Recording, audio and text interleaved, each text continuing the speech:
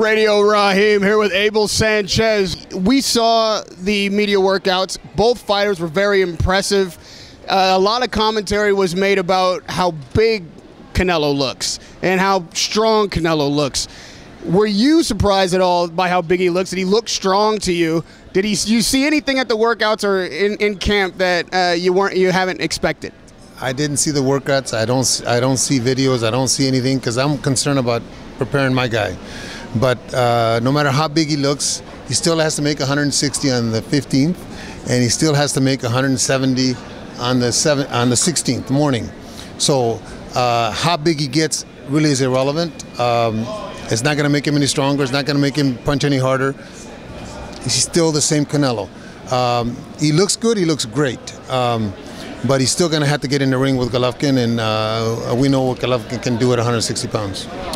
We do know what he can do at 160 pounds, and that's knock a lot of guys out. And we're accustomed to seeing him essentially stand toe-to-toe a lot of the times. He says, and you say after the fights, he'll take two to get one, and he likes the round, so he lets it go on.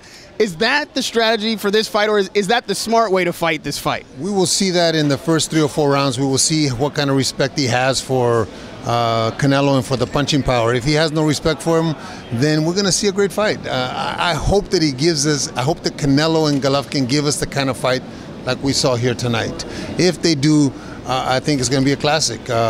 If Canelo decides to move a lot and to run, which he hasn't done in the past, then we may not get that kind of fight. But Gennady is ready to go 12 rounds as hard as he can, and if Canelo can stand it, it's going to be a great fight.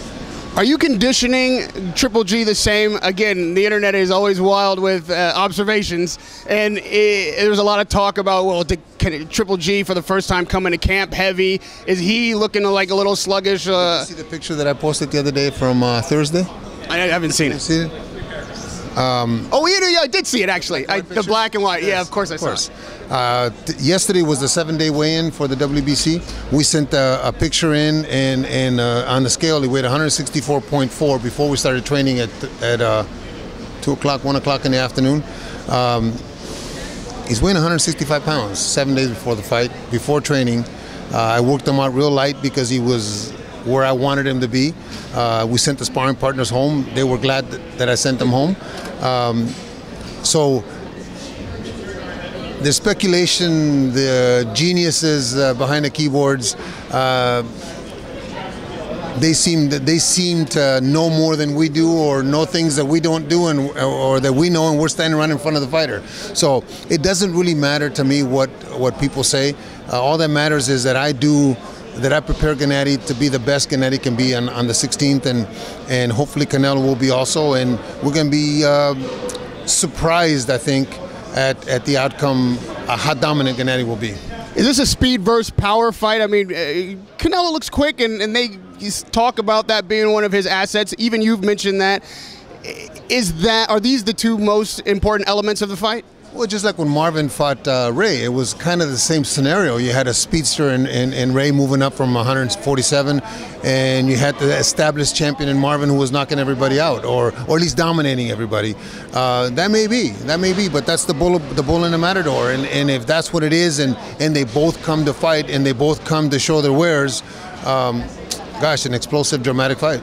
Are you expecting at all for Canelo to gas? Like, that's the knock on him, that late in fights he gets tired, he gets winded. Is that part of your game plan? And if there was one element that you would say is the most important thing for Triple G to do, what would that be? Presence.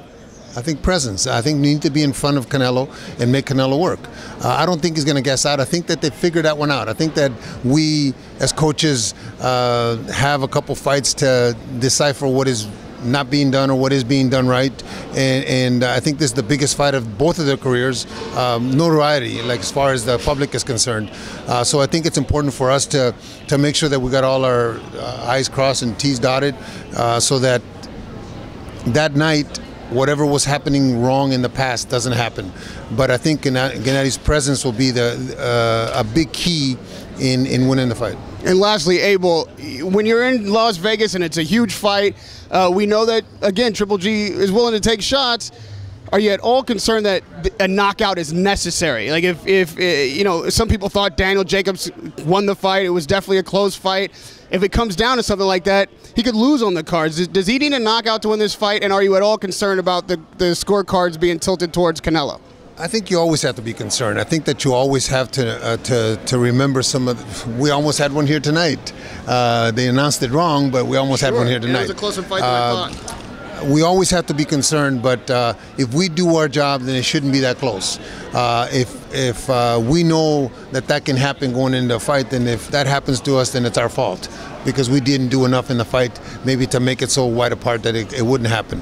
But I have faith in the Nevada Commission and in the judges that they've appointed and the referee to keep it on a level playing field. Radio Raheem with Abel Sanchez. We will see you in Las Vegas. Thank you for the time, Coach. Good luck 7 days, Saturday night at the T-Mobile Arena.